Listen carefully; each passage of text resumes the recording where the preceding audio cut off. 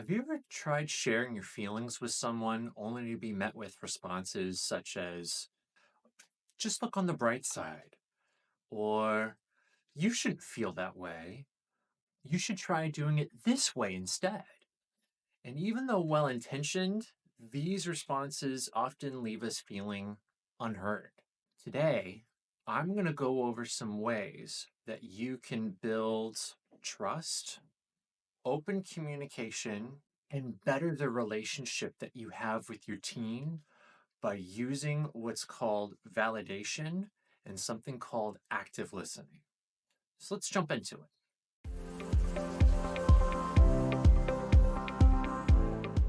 The first one that we're going to go over is active listening. What's active listening? It's more than just listening or just hearing the words. It's about being fully engaged, being empathetic, and making the speaker feel understood. And what this means is listening to understand, not to respond. Let me give you the 5 key elements to using active listening. So the first one is being fully engaged. Let me give you an example of what that's not. Being fully engaged is like, oh yeah, I'm listening to you. No, you're not. You're on your phone. Orient to them. Look to them. You're turning your whole body towards them. You are locked in on what's going on with them. That's what's going to make a difference. That's what's going to make them feel heard if you're fully present. Number 2 is reflecting their feelings. And this is a skill that you're going to have to build up over time. All of these are skills that you're going to have to build up over time. But reflecting a feeling, let me give you an example. Let's just say your teen says, I just really didn't feel like going to school today. Reflect back that core emotion to them. It sounds like something at school is upsetting for you. It sounds like you're really worried about something. Maybe that's underneath it, but reflecting what you think might be going on is going to be far more impactful than you jumping to a conclusion and saying what they're feeling versus inviting them to correct you, even if you get the answer wrong or their core emotion wrong. Number 3 is asking open-ended questions, allowing them to give you more information. How is that feeling for you? What went on? What are you feeling right now? Versus asking more closed questions. Are you done with your schoolwork yet? Did you go to school today? Where were you today? Things like that. Number 4 is avoiding interruptions. Try not to talk over them. What you're doing with this is you're listening to them. You're trying to understand them. And when you're thinking about what you're getting ready to say next after their statement or their explanation of where they were, how they're feeling, or what have you, what are you not doing? You're not being fully present with them. You're not being locked in. You're not being engaged. You're not listening. And number 5, and this may be the hardest one, is withholding judgment. You have every right to have your own opinion, to have feelings about what they're saying, but withholding that for now, because the exercise and what we're trying to do is to listen to what's going on with them, to build a bridge of understanding. And when you judge or criticize or even give helpful feedback, that's going to knock down that bridge. That's going to be much more hard or harder for them to open up to you. So on to the second part of what we're discussing today is validation. So why is validation so important, and what is validation? Validation is showing that we respect and we're trying to understand the other person's perspective. It doesn't mean that we agree or that we even fully understand their perspective, but that we're trying. And I want to emphasize this is validation does not equal acceptance. Again, you can have your own opinions, your own thoughts, your own perspective on this, but validation is respecting the other side's perspective. That's what it is. So let me use an example. Let's just say that your teen is in a really bad relationship with someone and you know that it is toxic. Maybe their boyfriend or their girlfriend is on drugs or treats them awfully. And your reaction of whenever they bring up their girlfriend or their boyfriend who's toxic is, you should just break up with them. I don't know why you're even seeing that person. What is wrong with you? Again, you have every right to your feelings. But when you react that way, usually your teen is going to react in kind in two different ways. One, they're either going to shut down and not talk to you, or two, they're going to blow up at you. And then they're going to go to their room, and then they're going to shut down and not want to talk to you. You don't win either way. And you don't learn from what's going on either way. And when you use validation, you're opening up the door for not only your teen to share with you what they're really thinking and feeling, but you're opening up the door for them to start to change their perspective, for them to be able to see their situation from a different angle. And when you do that, that's going to be much more impactful versus you telling them what to do.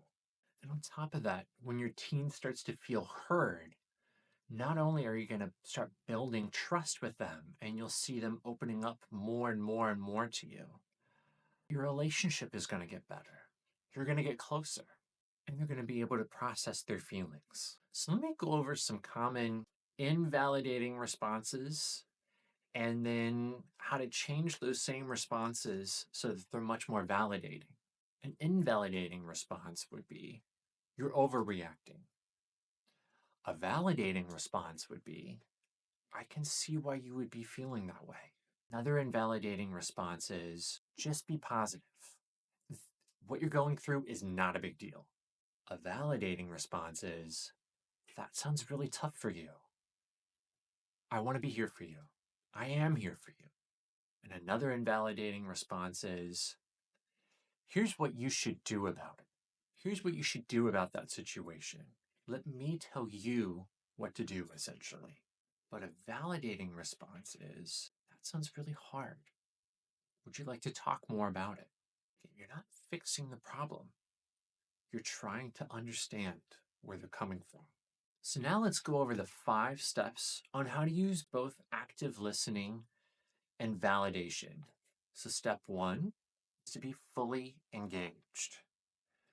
What that isn't, like I discussed before, is if you're crossing your feet or you got your feet up on the table and you're watching the TV and your teen comes in and they talk to you and they want to share something with you and you're, yeah, okay, yeah, I'm listening. Or if you're on your phone, put it down, turn off the TV, turn your body, be fully engaged, make eye contact with them, and orient your body towards them. That's going to let them know that you are paying full attention. And within you, just consciously and unconsciously, you are paying full attention. You are fully engaged with that person.